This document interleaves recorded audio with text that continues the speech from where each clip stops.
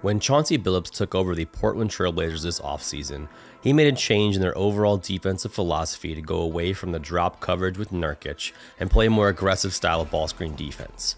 NBA offenses in 2021 are designed and centered around the ball screen, unless you're the Golden State Warriors, so the primary focus of any elite NBA defense has to start with how they're going to defend the ball screen attacks of the other team.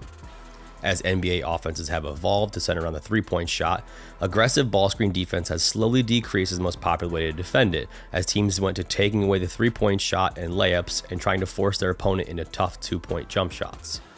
In this video breakdown, we're going to look at how the two types of aggressive ball screen defenses work, the pros and cons of both of them, and whether or not aggressive ball screen defense has a place in the current NBA.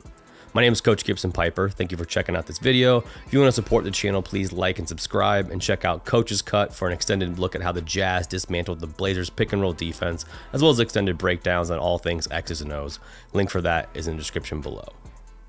Now, there are two main types of aggressive ball screen defense: hedging and trapping.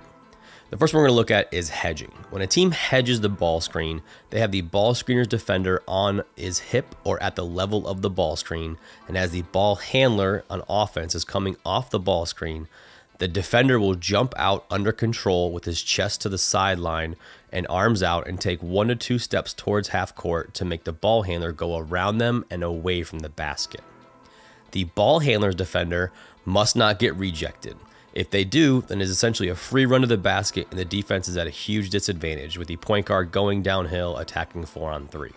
So the angle when the ball screener's defender hears or sees the screen coming must force the ball into the ball screen. After the ball screener's defender hedges, the handler's defender must go underneath him and get back to guarding his yard and defending the basketball. After the ball screen is set, the player who set the ball screen can roll to the rim or pick and pop to the three-point line, so the other 3 defenders must zone up and protect the basket and then either tag or defend the roller if he receives the pass. Since the best way to attack hedging is to get it out early, check out here how the Jazz are getting the ball out early, keeping 2 on the ball, and it wreaks havoc on defensive rotations.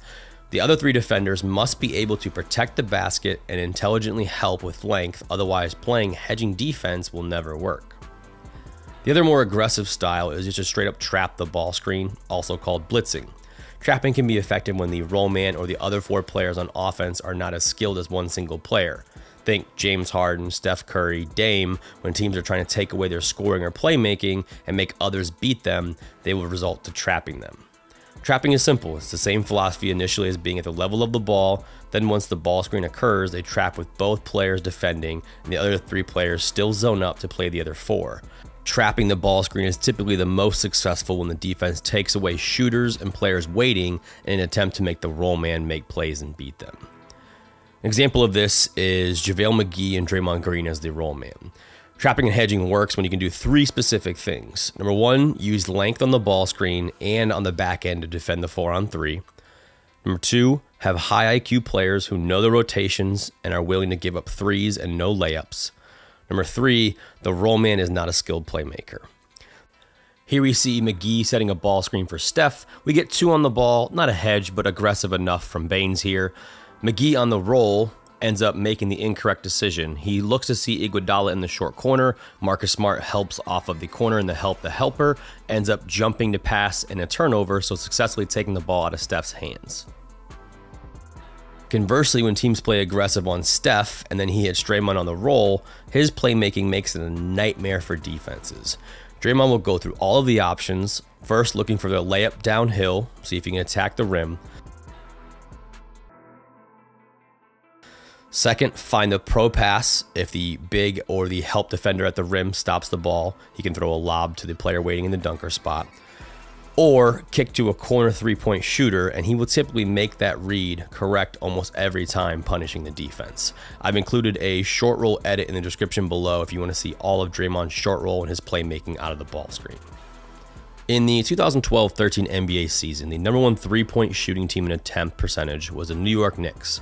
They attempted 32% of their shots from behind the arc, which would rank 28th in today's NBA 3-point attempt percentage. In other words, 28 of the current 30 NBA teams shot more threes than the 2012-13 Knicks. So aggressive ball screen defense was not punished as severely.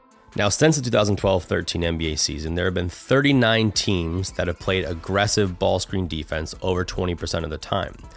The funny part about raw data like this is it doesn't really tell the entire story.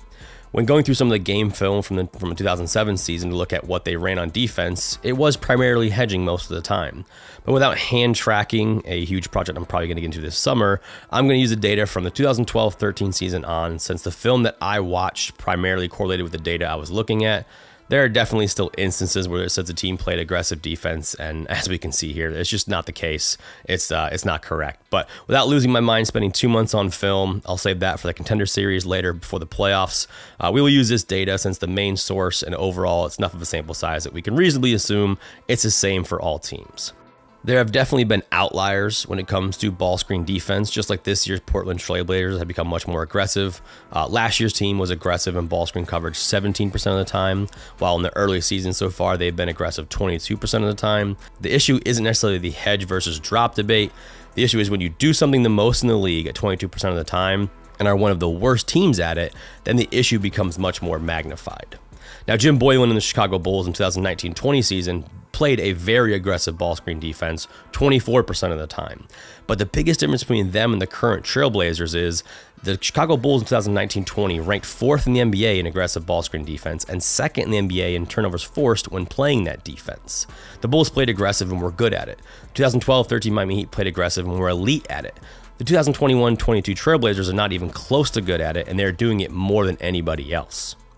Kevin O'Connor had a great video breakdown that I've linked in the description below, touching more on this with some more in-depth stats. I recommend you to check that out. Now, this year's 76ers, Warriors, Clippers, and Bucks are all top 5 defensive teams in the NBA, and they all play an aggressive defense ranging from 15% to 20% of the time. It is proof that you can still play an aggressive defense as long as you have a system set up for success. Teams like the Jazz have been inching up higher and higher, but I would not consider some of these labeled as aggressive as hedging. They are more at the level where the tagging system doesn't really work, as we can see.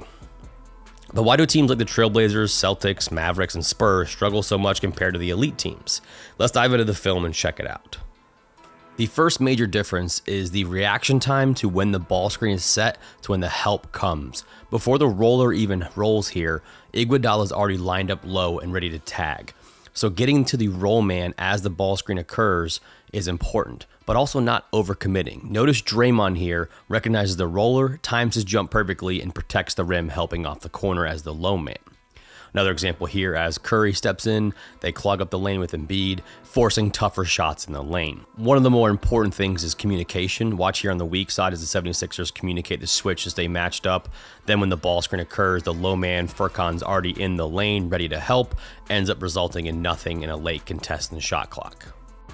The weaker ball screen defensive teams usually have little or no tags on the roll man as Gobert runs here free with 2 Celtics hugging the corners. Again, another example here from the Portland defense, Ayton ends up sitting in the lane, gets the easy bucket. The difference is their hesitancy or urgency of attacking and tagging quickly. Powell does the same thing Draymond just did, but without the awareness and IQ. Another example here as the roll man from the Kings gets down the lane with no help off the corner, and then even when help comes, it's too late or too little, and it just doesn't matter. As we see the Spurs defensive here, lack of communication, a stunt off the strong side corner, and no help low results in an easy layup. Another example here from the Spurs, unsure whether to help or tag, ends up in an easy dunk for Capella. Now, in general, NBA defense do not help off the corner, but these elite teams do. When there's non-shooting threats in the corner, they'll strategically leave that player open. So you see Steph helping off the corner, Giannis helping off the strong side corner here on the roll man to prevent the layup, but allow the contested three-point shot or a weaker player to shoot these three-point shots. So you can see they leave Romeo Langford open. 2 different teams have done it now in the corner, not worrying about the corner threes. Drew sags up here to stop the drive, ends up allowing a corner 3, but that's strategic, what the defense wants to give up. As we saw the other team sagging off the corner off of non-shooters, sometimes these weaker teams will tag off the nail, which means an easier read for the defense to get open threes or even pull up jumpers on the flyby closeouts. These teams who don't help off corners usually struggle with empty pick and rolls. As you can see, McGee gets the easy dunk here with nobody helping low. Another example is 2 on the ball with Steph. The help is late low, ends up in an easy layup. And then in this example, Collins walks in for an easy dunk as well. But it's not just if the help low is late. If the help low is small. So for instance, Damian Lillard does a great job rotating here in the correct position. He's just not big enough to contest this shot. Same thing on the roll man White side here. He just sees over the smaller defender and ends up finishing easy. So the teams that are playing an aggressive style of defense end up not being able to stop their opponents because they're just too small on the backside or weak side rotations. So we can see here, good rotations and help, but the pro pass is wide open because the help is too small. Now, the two main things that you can see against teams that play aggressive is number one, they trust the system, trust the process. They may get burned for open threes, like when Philadelphia played the Warriors last week, but what they do is they trust that this is the right move to take the ball out of Steph's hands and be able to leave strategic players shooting these open threes. They may get burned on some, but the whole goal is to not allow Steph Curry to beat them. And so the question is, does aggressive ball screen work? Sometimes, probably guard to guard when you don't want to switch, but for the most part, having it as your main defense in the modern NBA, you're going to struggle. The best teams in the NBA ice the ball screen, which means they force it away from the ball screen or to the opponent's weak hand. So Chris Paul is attacking, they force him to his left, and they basically force the ball away from the ball screen on the side. So that way it allows the roll man to make plays. They don't have to overhelp on the weak side, and it forces the ball screen away so the guard can stay contained on the ball. Usually leads to less breakdowns and a better overall defensive system. And ultimately, this could be a fix for the Blazers, but in reality, the personnel they have isn't set up to be an elite defensive team. Could they mitigate some of their mistakes and some of their weaknesses? Yes, for sure. But at the end of the day, they have some roster weak points that will only take it so far. If you like this breakdown, please feel free to like and subscribe. I have the extended version on Coach's Cut where we dive into the Jazz offense against Portland, the 2012-13 Miami Heat defense, and some other extended breakdowns and analysis that I couldn't include here on YouTube. Thank you so much. I look forward to doing more.